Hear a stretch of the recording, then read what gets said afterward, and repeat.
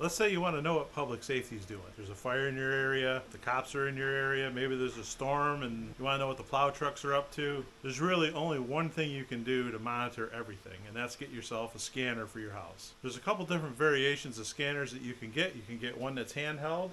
It looks very similar to this. Or you can get a desktop, which is what I bought here. So this is a Whistler 300 channel desktop receiver. It's just a receiver only. There's a lot of scanners that are out there that are fancy. They'll do 800 megahertz, they'll do trunking, they'll do all kinds of stuff. This is a basic scanner, and because it's a basic scanner, it's priced like a basic scanner. The quick guide will run you through how to program the frequencies. So to program the frequencies, you hit the program button, you hit the frequency. So in this case, I know a local frequency, 154.310. I'm going to hit enter. It comes up as a duplicate because channel 30 is already programmed for that frequency, but I don't want that to be in channel 30. I want that to be channel 1. So I'm just going to hit enter and acknowledge it, and then I'm going to move on to channel 2. How do you know what frequencies to program in? Well, you can find the frequencies a number of ways. You can talk to your local police or fire department. They might give you the frequencies. You can find them online. You can go to the FCC website. You can do a search for the organization that you're wanting to listen to, and it will give you the frequencies that they're licensed for. You can also go to a few different websites or apps. A few out there, if you Google scanner apps or radio apps, you will find there's a few out there. One is like Radio Reference. The other one is Scanner something or other. Those are a good source for finding the frequencies. I've been doing this for a while, so I have a whole list of frequencies, and as I found them, I put them on a spreadsheet so that I always have them. So I'm gonna program in a couple that I want. I'm really only going to use about 8 or 10 frequencies of the 300 because I don't really want to listen to too much, just my local stuff.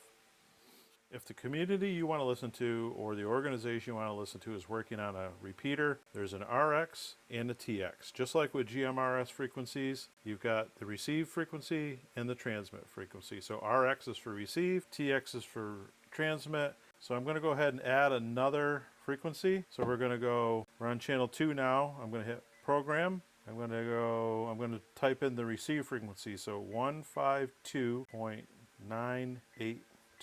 I'm going to hit enter. I'm going to go to channel 3. I'm going to go 151.3925. Enter. I'm going to go to channel 4. I'm going to go 154.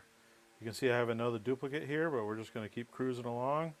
I'm going to hit enter and acknowledge that. I'm going to go to channel 5. I'm going to go 170. And you just keep programming and programming and programming the frequencies that you want.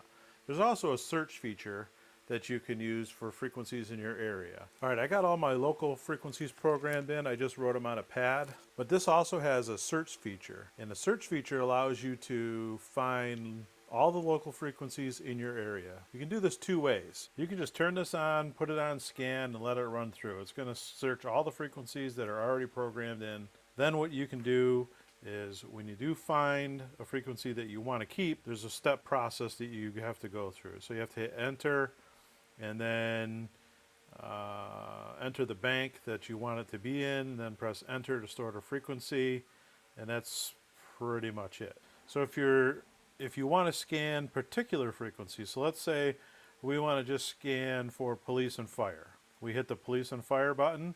It's going to do a search of all the police and fire frequencies that are already programmed into the scanner. Pretty easy to use, pretty basic stuff. Some of the options are a little bit cumbersome, but not too bad. You can work through it. If you know what frequencies you want, this is about as basic as a scanner as you can purchase. If you have no idea what frequencies you want, then this is a good place to start because it comes pre-programmed, and you should be able to find the frequencies in your area, unless you're looking for frequencies that are outside of those bands.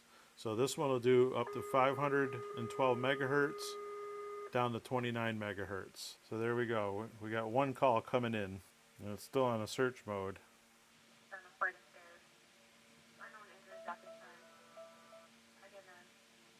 So there you go. If you wanted a scanner and you weren't sure about the frequencies in your area, this would get you started. Like I said, it only works within these frequencies right here, 29 megahertz all the way up to 512 megahertz. If your town or community or organization is using 800 megahertz, it's a trunking system, this won't be able to help you out. But for basic stuff, you can listen to the airplanes, you can listen to local ham radio, you can even listen to FM radio on this.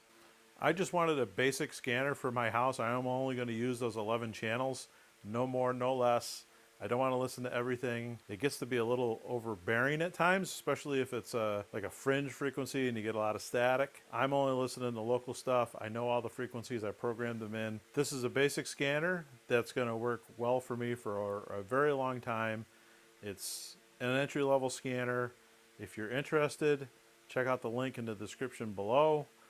If you enjoyed the video, please give me a thumbs up. I hope you found the video somewhat helpful, and I appreciate you watching. And we'll see you in the next video.